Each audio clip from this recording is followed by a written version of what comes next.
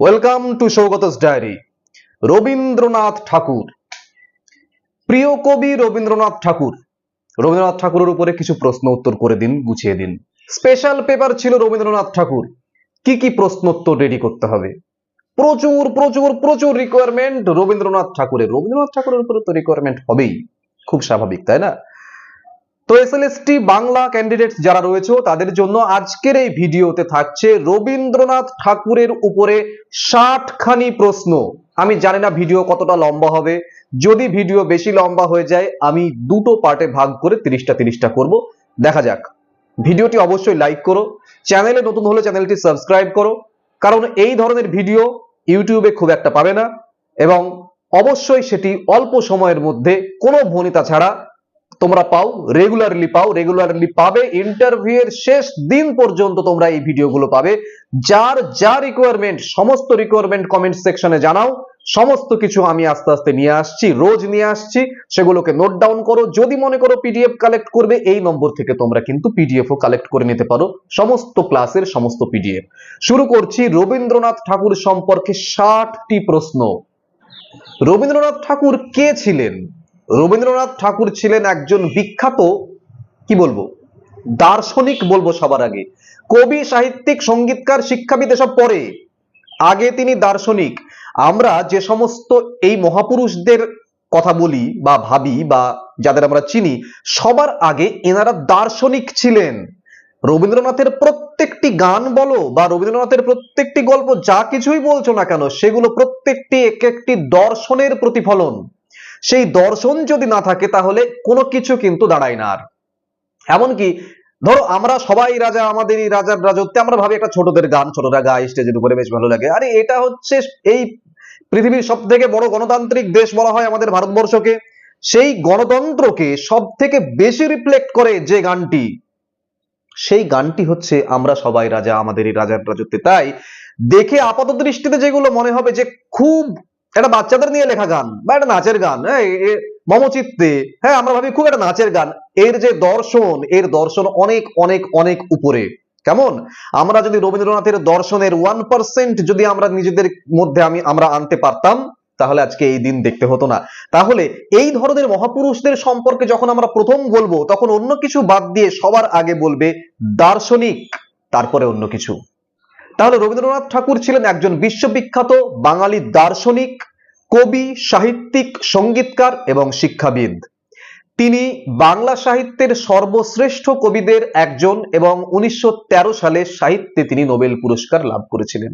পরবর্তী প্রশ্ন, রবীন্দ্রনাথ ঠাকুর কোন সালে জন্মগ্রহণ করেন? রবীন্দ্রনাথ ঠাকুর 7ই মে 1861 সালে কলকাতার জোড়াসাঁকোর ঠাকুর পরিবারে জন্মগ্রহণ করেন। রবীন্দ্রনাথ ঠাকুর কোন সালে নোবেল পুরস্কার লাভ করেছিলেন এবং কেন? 1913 সালে তার কাব্যগ্রন্থ গীতাঞ্জলির জন্য সাহিত্যে তিনি নোবেল পুরস্কার লাভ করেন। পরবর্তী প্রশ্ন, রবীন্দ্রনাথ ঠাকুরের লেখা ভারতবর্ষের জাতীয় সঙ্গীত কোনটি? ভারতবর্ষের জাতীয় সঙ্গীত হলো জন গণ মন, এটি রবীন্দ্রনাথ ঠাকুরের লেখা।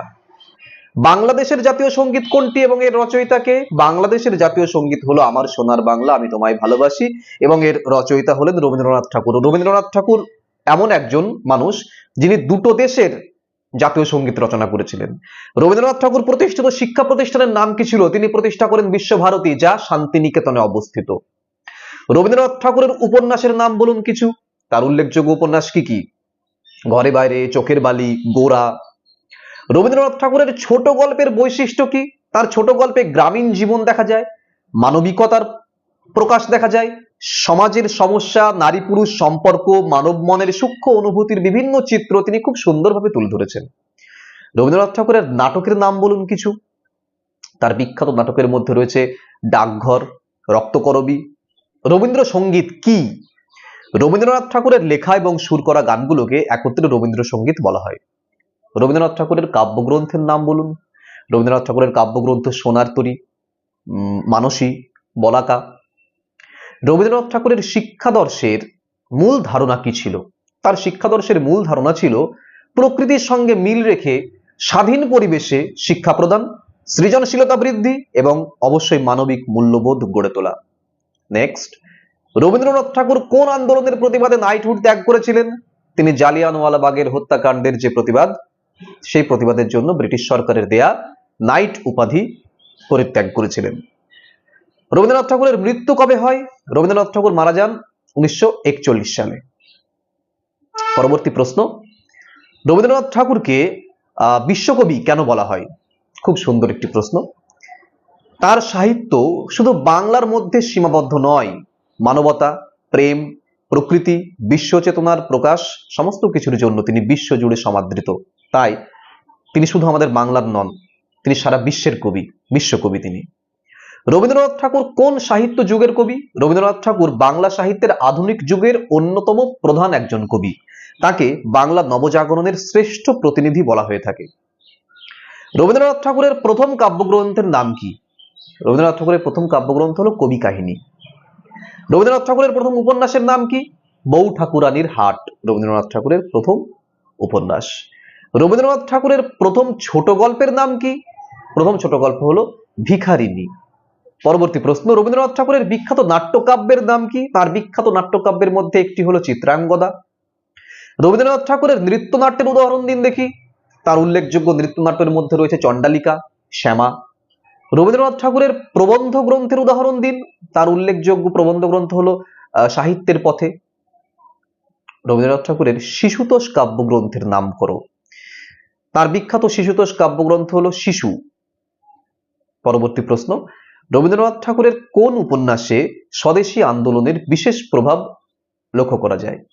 ঘরে বাইরে এমন একটি উপন্যাস রবীন্দ্রনাথ ঠাকুরের যেখানে স্বদেশী আন্দোলনের প্রভাব একদম স্পষ্ট দেখা যায়। নেক্সট, রবীন্দ্রনাথ ঠাকুরের কোন উপন্যাসে জাতীয়তাবাদ এবং ধর্মীয় পরিচয় নিয়ে আলোচনা করা হয়েছে? গোরা। গোরা উপন্যাসে জাতীয়তাবাদ এবং ধর্মীয় পরিচয় নিয়ে গভীর আলোচনা করা হয়েছে। পরবর্তী প্রশ্ন, রবীন্দ্রনাথ ঠাকুরের কোন ছোট গল্পে পোস্টমাস্টার ও রতনের কাহিনী রয়েছে? এই কাহিনীর নামই হচ্ছে পোস্টমাস্টার, একটি ছোট গল্প, খুব সুন্দর ছোট গল্প।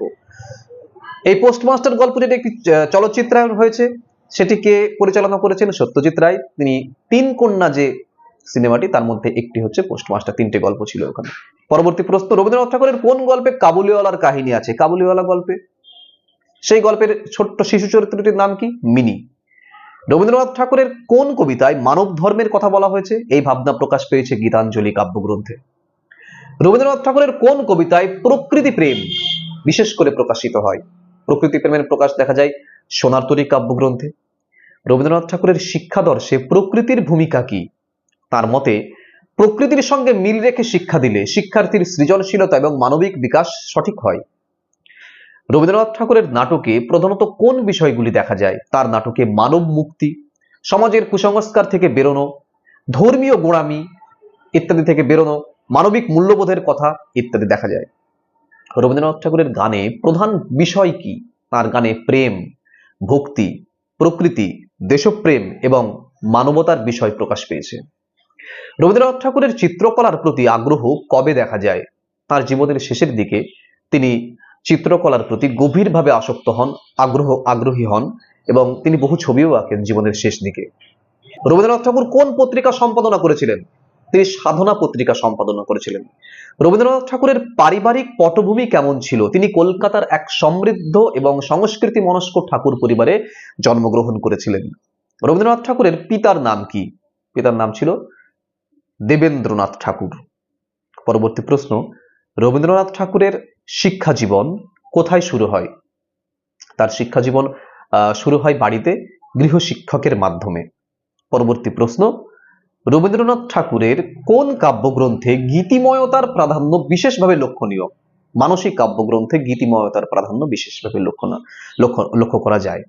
পরবর্তী এবং আজকের ভিডিওর শেষ প্রশ্ন, রবীন্দ্রনাথ ঠাকুরের কোন কাব্যগ্রন্থে গীতিময়তা এবং আধুনিকতার একটা চূড়ান্ত প্রকাশ দেখা গিয়েছে, এই বৈশিষ্ট্য দেখা গিয়েছে? বলাকা কাব্যগ্রন্থে। আজকের এই ভিডিওটিতে 40টি প্রশ্ন দিলাম, বাকি থাকলো 20টি প্রশ্ন, ভিডিও বড় হয়ে যাবে। ঠিক আছে, আমি আগামীকালকে আরেকটি ভিডিওতে আমি কিন্তু বাকি 20টা প্রশ্ন নিয়ে আসবো।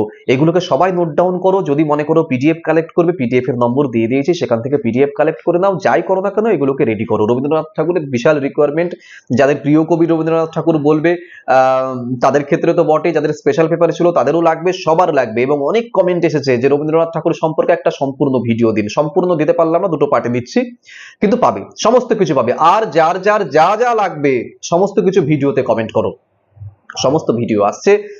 যদি টপিক না করে যদি তোমরা কখনো 1 2 3 4 করে প্রশ্নও লিখে দাও, সেই প্রশ্নগুলোর স্যাটিসফ্যাক্টরি অ্যান্সারস আমি নিয়ে আসবো ভিডিওর মাধ্যমে, কথা দিচ্ছি। ঠিক আছে, চ্যানেলটিকে সাবস্ক্রাইব করো, কারণ চ্যানেলটিকে সাবস্ক্রাইব না করলে এই ধরনের ভিডিও খুব একটা পাবে না।